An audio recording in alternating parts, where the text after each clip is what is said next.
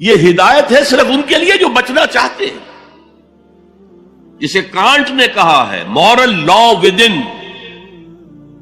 اس نے کہا کہ وجود ہستی کے دو دلیلیں ہیں سب سے بڑی. دی اسٹاری ہیونز ابو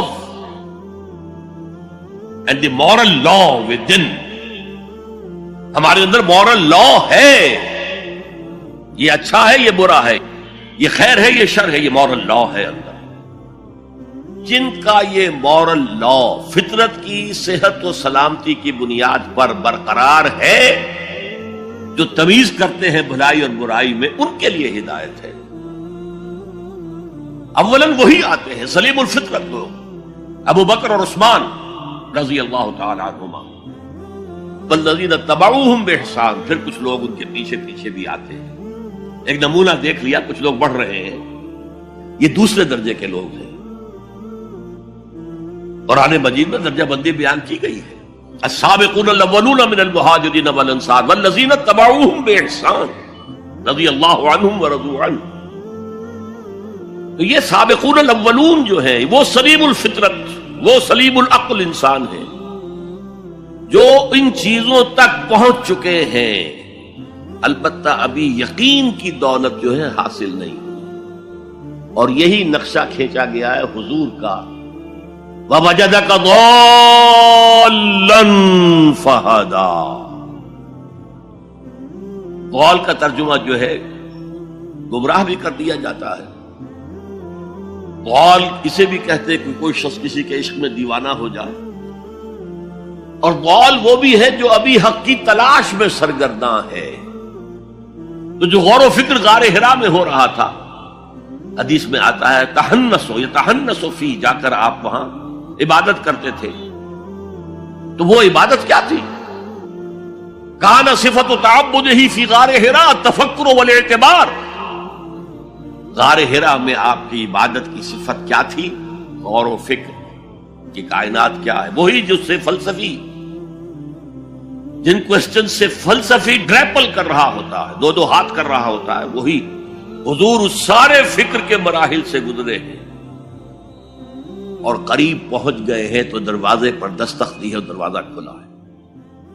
وَوَجَدَكَ ضَالًّا فَهَدَىٰ. پردے اٹھا دیے اور ہدایت دے.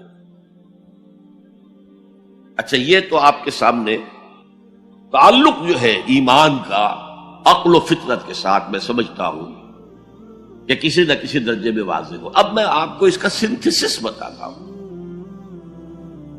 یہ عقل و فطرت جو ہے اللہ کو پہچاننا کلیتاً فطرت پر مبنی ہے. انسان کی فطرت میں، اس کی روح میں اللہ کی معرفت، اللہ کی محبت موجود ہے.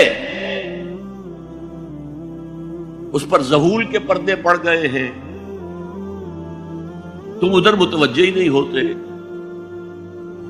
تم نے کبھی اپنے قلب کی گہرائیوں میں اتر کر دیکھا ہی نہیں. تم تو باہر کی دنیا میں مگن ہو، مادی دنیا میں لگے ہوئے. کچھ تو بقول شاہ ولی اللہ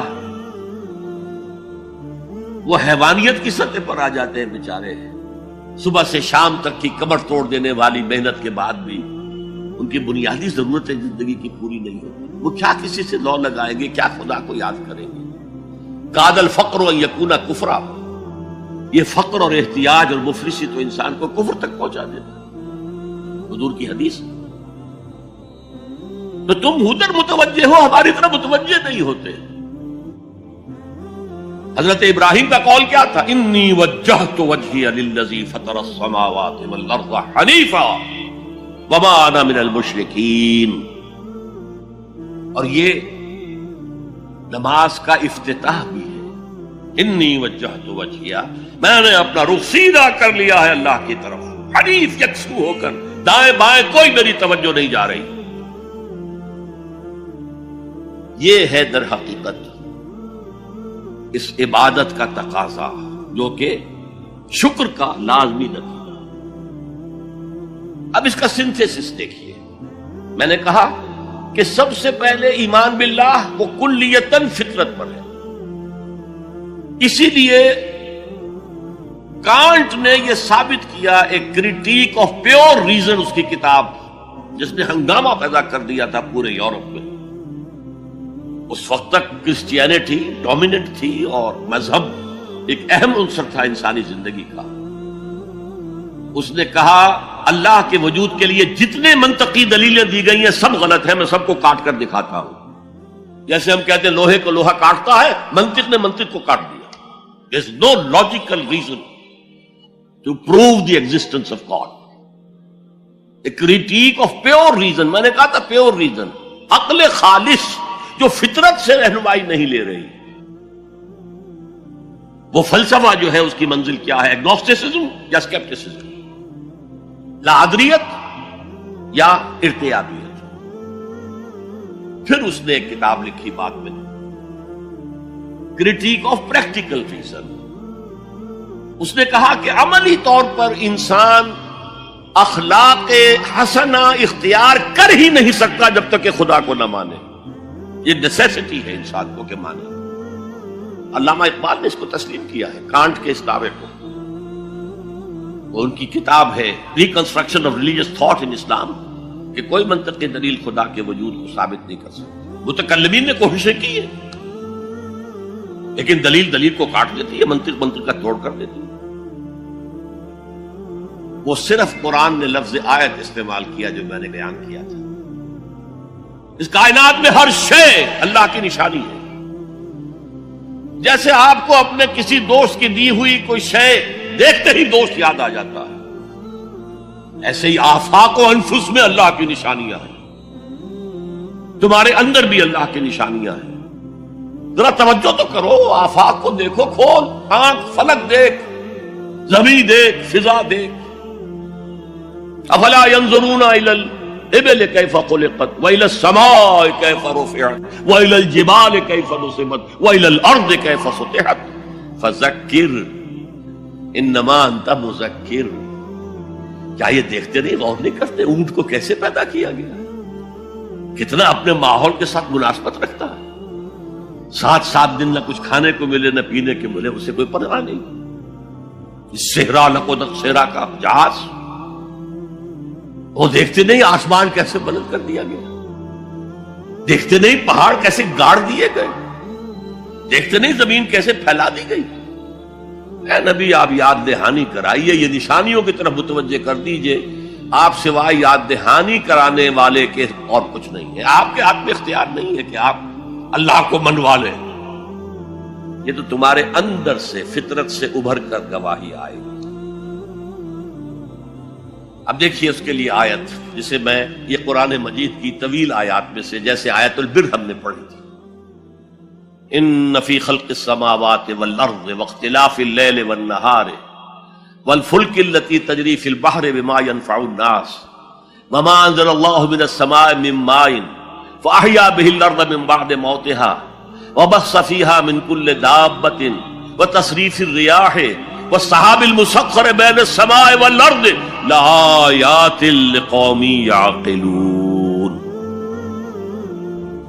یقیناً آسمان اور زمین کی تخلیق میں، رات اور دن کے الٹ پھیر میں، اس کشتی یا جہاز میں کہ جو ایسا سامان لے کر چل رہی ہوتی ہے جو لوگوں کو نفع پہنچاتی ہے، اور وہ جو اللہ نے آسمان میں سے پانی اتارا اور اس سے زمین کو اس کی موت کے بعد زندہ کر دیا اور زمین میں پھیلا دی ہر طرح کے جاندار، اور یہ ہواؤں کا چلنا اور یہ بادل جو مسخر ہیں زمین و آسمان کے مابین، ان میں سے ہر ایک نشانی ہے، پہچانو. کیا مطلب؟ تم نے کسی مصور کی تصویر دیکھی، تعریف تصویر کی کرتے ہو یا مصور کی کرتے ہو؟ مصور کا کمال ہے، تصویر میں کیا ہے؟ ہاں وہ اپنے منہ سے بول رہی ہے، اپنی زبان حال سے اپنے بنانے اپنے مصور کی تعریف کر رہی ہے. تو کائنات کا ذرہ ذرہ اللہ تعالیٰ کی نشانیوں پر. شیخ سعدی نے کہا، بڑا پیارا شعر ہے، برگ درختان سبز در نظر ہوشیار ہر ورق دفترست از معرفت کردگار. یہ جو سبز درختوں کے پتے ہیں، ایک نگاہ ہوشیار جو کہ ان کی حقیقت کو پہچان سکے، اس کے نزدیک ہر پتا معرفت کردگار کا ایک بہت بڑا دفتر ہے۔ اور آج ہمیں معلوم ہے ہر پتا ایک فیکٹری ہے، فوٹو سنتھسس کا عمل اس میں ہو رہا ہے، سورج کی انرجی کو جذب کیا جا رہا ہے۔ برگ درختان سبز در نظر ہوشیار، ہر ورق دفتر است از معرفت کردگار۔ تو جو آیت میں نے آپ کو سنائی اسے میں نے نام دیا ہے آیت الآیات۔ اتنی آفاقی آیات کسی اور آیت میں جمع نہیں کی گئی جتنا بڑا گلدستہ ہے۔ ان فی خلق السماوات والارض واختلاف اللیل والنہار والفلک التی تجری فی البحر بما ينفع الناس وما انزل اللہ من السماء من ماء فاحیا به الارض بعد موتها وبث فیہا من کل دابۃ وتصریف الریاح والسحاب المسخر بین السماء والارض لآیات لقوم یعقلون۔ دوسری طرف تمہارے اندر بھی ہے، سنوریہم آیاتنا فی الآفاق وفی انفسہم۔ بے دل نے خوب کہا تھا، یہ چوٹی کے شعراء میں سے رہے ہندوستان کے، یہاں تک کہ غالب کو کہنا پڑا کہ طرز بے دل میں ریختہ لکھنا اسد اللہ خان قیامت ہے۔ آسان نہیں ہے طرز بے دل میں اردو میں شاعری کرنا، وہ فارسی کے شاعر تھے۔ ستمست گر ہوست کشد کے بسیر سرگ و سمندرا تجھے غنچہ کم نہ دمیدئی در دل کشا بچمن درا۔ کتنے ستم کی بات ہے، تمہاری خواہش آمادہ کرتی ہے کہ چلو چمن میں دیکھو، پھولوں کی بہار دیکھو، درختوں کی بہار دیکھو، گھاس کے اوپر چہل قدمی کرو۔ ارے تم خود ایک پھول سے زیادہ کھلے ہوئے ہو۔ کبھی اپنے دل کا دروازہ کھول کر اس میں داخل ہو کر اپنے حسن معنوی کا مشاہدہ کرو۔